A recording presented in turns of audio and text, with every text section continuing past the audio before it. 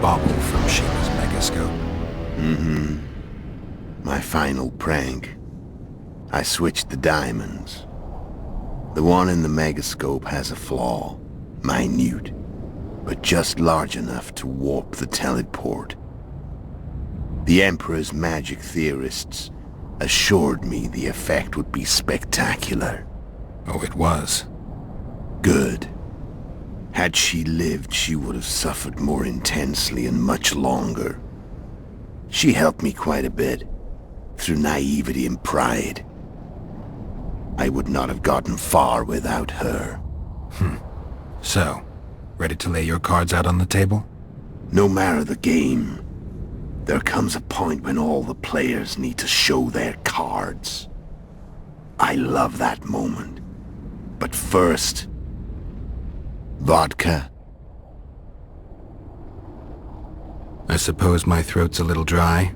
In that case, let's drink to old friendships.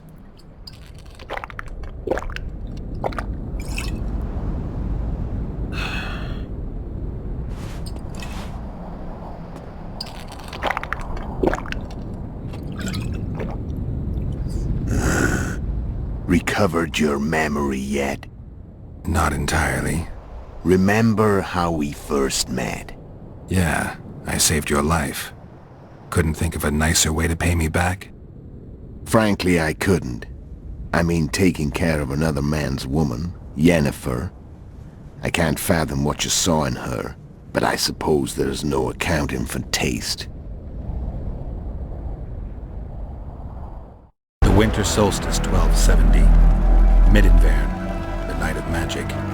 Letho wasn't lying, the hunt had stopped. At the Hanged Man's Tree, the spectral riders selected from among those they had taken. Yennefer was among them. A wraith cannot be killed, only driven away. Every witcher knows that. Yet the riders fell beneath the blows of our witcher's blades. Crimson blood flowed from under their dead men's armor. We could not kill them all. They were simply too many. A stalemate. He was different from all other elves. There was no shame in his gaze. He had never suffered persecution. He had endured no massacres. Humans had not taken his land. This elf was not of this world. He was an invader. We struck a deal. My soul for that of Yennefer. He agreed without hesitation.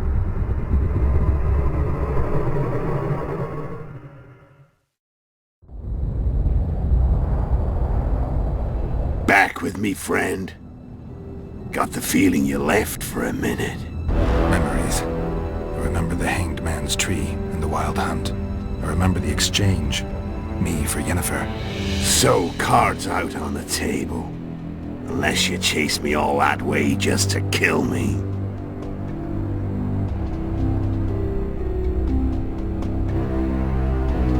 I chased you for lots of reasons. You owe me some explanations to start with. Let's say I do. Tell me about Yennefer. What happened after I departed? She was feverish for several days, delirious, in agony. We thought that was it. She was on her way out. Somehow she recovered. But even then she was disoriented. Amnesia like you. What then? Well, the woman turned out to be quite a character.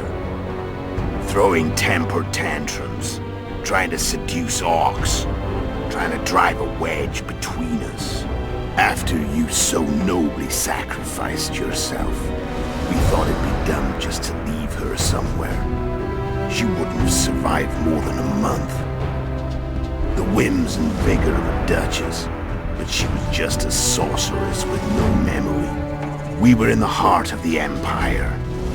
And as I'm sure you know, Geralt, in Nilfgaard, mages who behave like that either drop their bad habits quickly, or are drawn and quartered by horses in the middle of Victory Square. So I heard. So we set out, wandered through the provinces. Everywhere we went, she got in trouble and we pulled her out. And then one day they captured us. The Imperial Secret Police. Me, Ox, Serret, and Yennefer. Imperial Secret Police? Mm-hmm. We were separated, and they questioned us. Long and thoroughly, but it was uneventful, no violence. That's how I met Vatia de Rideau. And a couple of weeks later, the Emperor himself. Me. A simple witcher. What happened to Yennefer? I don't know. Never saw her again. The Emperor offered me a mission in the northern kingdoms.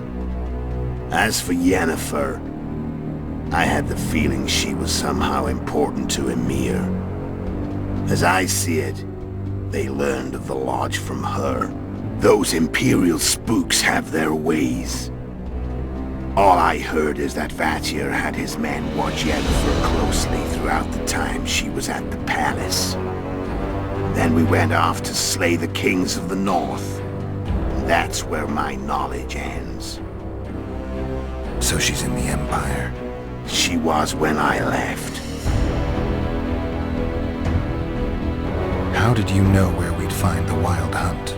Every witcher who wears the viper around his neck knows the place. We had so many books and scrolls about the hunt that I used to think our school was founded for the very purpose of solving the riddle of the spectral riders. Know who they are? You know the true identities of the riders? From what I understand, they're some damn elven race. But they turned out to be a big ruse. The legendary omen of war proved to be a fairground attraction. No Market Square mage could possibly conjure up a cavalcade of wraiths speeding across the sky. Then there's the amnesia. No, there's something more, I assure you. Go ahead, enlighten me. I can tell you want to. There are a lot of legends and myths about it, but the Wild Hunt is a fact. I've fought and killed many of its wraiths. They were spectral emanations, the avatars of real riders. The riders we ran into by the Hanged Man's Tree. Are you telling me you were carried off by elves? Real material sons of bitches like the ordinary kind we deal with in this world? They may be ordinary in their world, but they're strangers in ours. The conjunction of spheres. Know the theory? Do you know how monsters appeared in our world? There's not a witcher who doesn't know that. So you know there are other spheres. The most powerful of our mages can open passages between these worlds, and they usually do that to summon the monsters we then have to hunt. The elves we saw come from another world, and they weren't summoned. They found the way on their own. It's not exactly easy, so they usually send their spectral emanations. They come in person on special missions. As they did for you and Yennefer. So, elves from another world and their trained wraiths. What did they want from you? I've got an idea, but that's not your concern. How did a witcher agree to kill humans at another human's bidding? At the Emperor's bidding, Geralt. And he's no ordinary human. The rulers of the North come up to about where his Pauline's end. Why? Simple.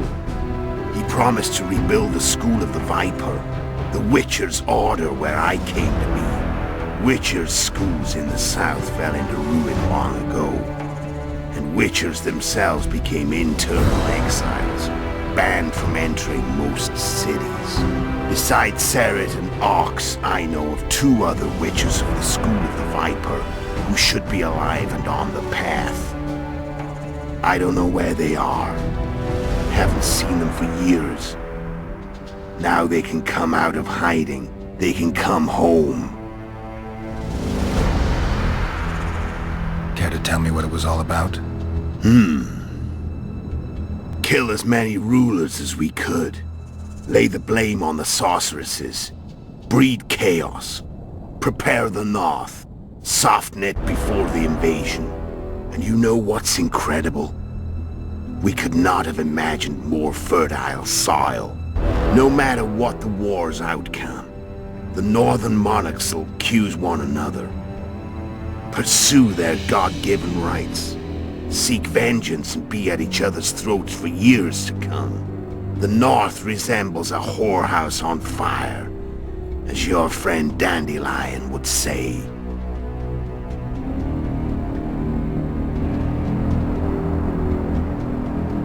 Why are you still here?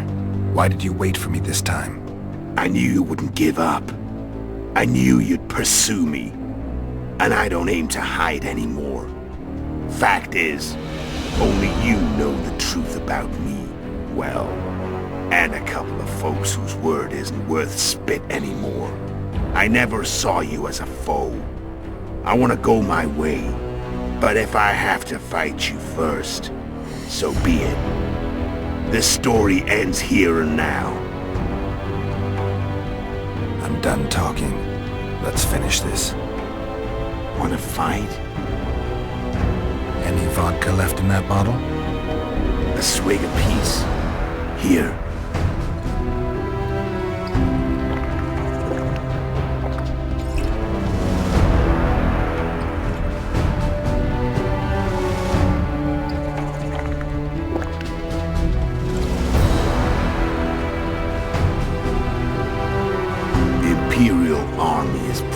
Crossing the Yaruga as we speak. Pure pandemonium will ensue. The North's finished. Time to go south, where the good life awaits. You're a fool, Letho. Both you and your Emperor are forgetting one thing. Misfortune brings people together. Very shortly, the North could be united like never before, thanks to you. But that's just not my concern anymore. I'm not your foe. I never was. Let me walk away and I will. You'll never see me again. Force me to fight, and this time I'll kill you. Time to fight. Ready? As I'll ever be.